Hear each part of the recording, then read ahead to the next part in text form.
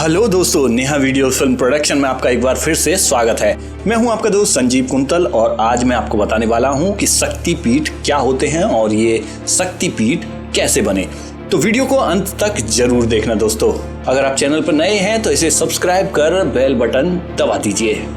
दोस्तों, आपने माँ दुर्गा के 9 रूपों के बारे में तो सुना ही होगा। माता के इन्हीं रूपों की नवरात्रि में आराधना की जाती है और इन दिनों माता के मंदिरों में भक्तों की भीड़ लगती है और ऐसे में माँ के शक्तिपीठों का महत्व भी अलग ही माना जाता है। माता के ये शक्तिपीठ पूरे भारत में अलग अलग स्थानों पर स्थापित हैं। बात करें भारत में कितने शक्तिपीठ हैं तो हम आपको बता दें कि देवी भागवत में 108, देवी गीता में 72, देवी पुराण में 51 शक्तिपीठों का वर्णन मिलता है। वहीं तंत्र चूड़ामणि में 52 शक्तिपीठ बताए गए हैं। इनमें से कुछ विदेश में भी स्थापित हैं, जिनमें भारत में 42, बांग्लादेश में 4, पाकिस्तान में 1, तिब्बत में 1 तथा नेपाल में 2 और श्रीलंका में 1 शक्तिपीठ स्थित है। अब सवाल ये है कि शक्तिपीठ क्या होते हैं और ये कैसे बने। तो दोस्तों, एक पौराणिक कथा के अनुसार माता दुर्गा ने सती के रूप में राजा प्रजापति दक्ष की पुत्री के रूप में जन्म लिया और उनका विवाह भगवान शंकर से हुआ। एक बार मुनियों ने एक बड़े यज्ञ के आयोजन के दौरान सभी देवताओं को बुलाया। इस यज्ञ में जब राजा दक्ष आए तो भगवान शंकर को छोड़कर सभी लोग खड़े हो गए। यह देखकर राजा दक्ष बहुत क्रोधित हुए। इसे उन्होंने अपना अपमान समझा और उनसे इसी अपमान का बदला लेने के लिए उन्होंने भी एक यज्ञ का आयोजन किया। लेकिन उस यज्ञ में भगवान शंकर को छोड़कर ब्रह्मा, विष्णु, इंद्र समेत अन्य देवी देवताओं को निमंत्रण भेज यज्ञ में आमंत्रित किया।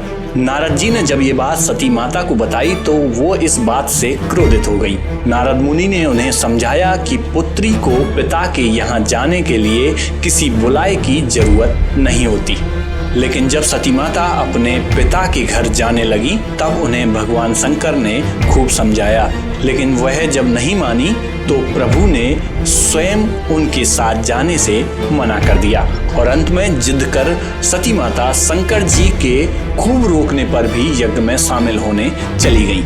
यज्ञ स्थल पर सती ने अपने पिता से शंकर जी को आमंत्रित ना करने का कारण पूछा तो उनके पिता दक्ष ने भगवान शंकर के बारे में अपमानजनक बातें की। इस अपमान को सती माता सहन नहीं कर सकी और यज्ञ कुंड में कूदकर अपनी प्राणाहुति दे दी। जब ये बात भगवान शंकर को पता चली तो क्रोध से उनका तीसरा नेत्र खुल गया और पूरे ब्रह्मांड में प्रलय व हाहाकार मच गया।